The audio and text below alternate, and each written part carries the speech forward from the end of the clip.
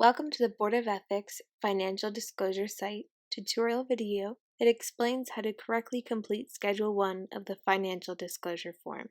Let's get started. The first step is to open Schedule 1 of the Financial Disclosure Form. If you need help accessing the form or your account, please watch the other tutorial videos on the Ethics Board's YouTube channel. Before completing Schedule 1 of the Financial Disclosure Form, you should review the instructions. To do so, press where it says Click Here. You should now see the Financial Disclosure webpage. Scroll down to find Schedule 1 instructions, or press Schedule 1 on the left-hand side menu. Your screen should now look like this. In Schedule 1 of the Financial Disclosure Form, you will disclose real property interests held by either you or another qualifying individual or entity. Review the information below to determine which interests need to be disclosed in Schedule 1 of your form. Key terms are italicized. To review the definition of these terms, press Dictionary. After reviewing the instructions, it is time to complete Schedule 1 of your Financial Disclosure Form. To begin, press Add Real Property. The first property interest you will disclose is your principal residence. Write the address, the city, state, and zip code. You should then indicate if the property is residential or commercial. In Part 2, you will disclose any qualifying person or entity that has an interest in the property. To do so, press Add. In this case, I hold the interest in the property. Therefore, I will write my first name, my last name, and my relationship to the holder of the interest, myself. Press the check to save the entry, or the X to erase it. My spouse also has an interest in the property, so I need to add him as a holder of the interest. I will write his first name, last name, and his relationship to me, spouse. In Part 3, you need to disclose if you own the property or if you rent the property.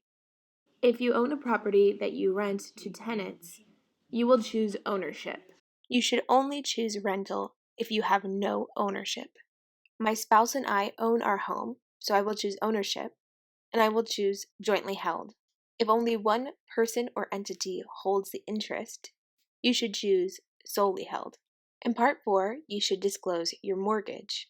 If you've already paid off your mortgage, or if you've never had a mortgage to begin with, you can leave this part blank. If you do have a mortgage like I do, write the name of the company that holds the mortgage and the date the mortgage was incurred. In Part 5, you will disclose how the interest was acquired, only if it was acquired less than 10 years ago. You will disclose the name of the person or entity from whom the interest was acquired. My spouse and I bought our home on September 1st, 2020, so I will disclose the name of the person from whom we bought our home.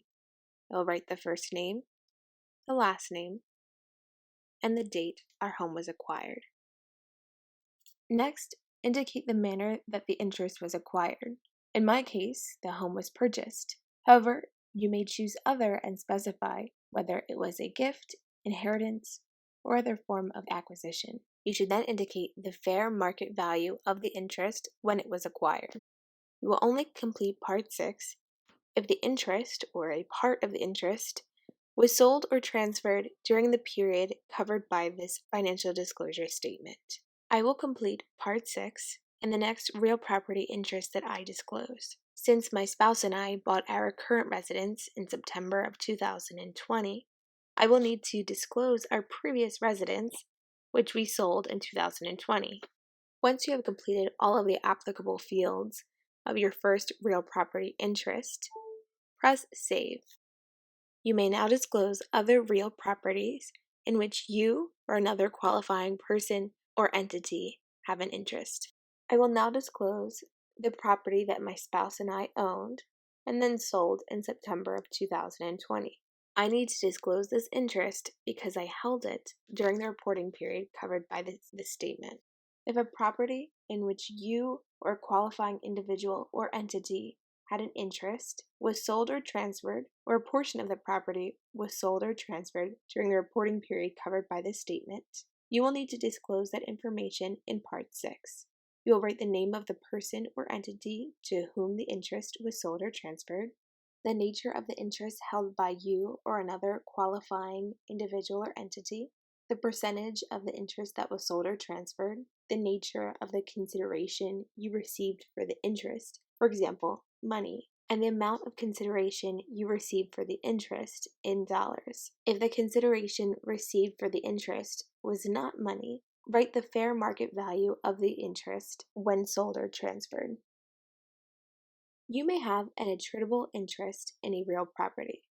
This is an interest that you hold in an attributable entity, which in turn has an interest in a real property.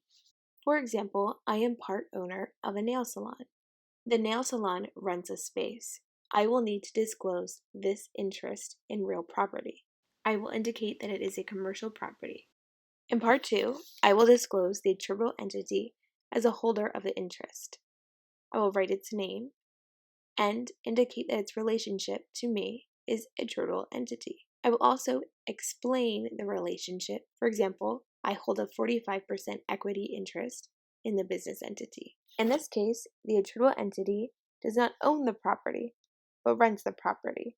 So I will choose rental and solely held because it is only held by the one attributable entity. After saving this interest, I will see all of the real properties in which I or qualifying individual or entity holds an interest. Remember that there are other real property interests that you need to disclose. For example, if you directly or indirectly control an interest in a real property that is held by a certain family member, specifically your spouse, your parent, or your child. For example, I will disclose 111 Parent House Court because I directly control my mother's interest in her real property. You have successfully completed Schedule 1 of the Financial Disclosure Form. Now it's time to keep going and complete the rest of your form. However, you may return at any point to Schedule 1 to edit the information you've disclosed, as long as you do so before submitting your financial disclosure statement. Press Save and Next to continue on to Schedule 2A. And as always, do not hesitate to contact the Ethics Board with any questions. Be sure to watch other tutorial videos to help you as you complete your financial disclosure statement.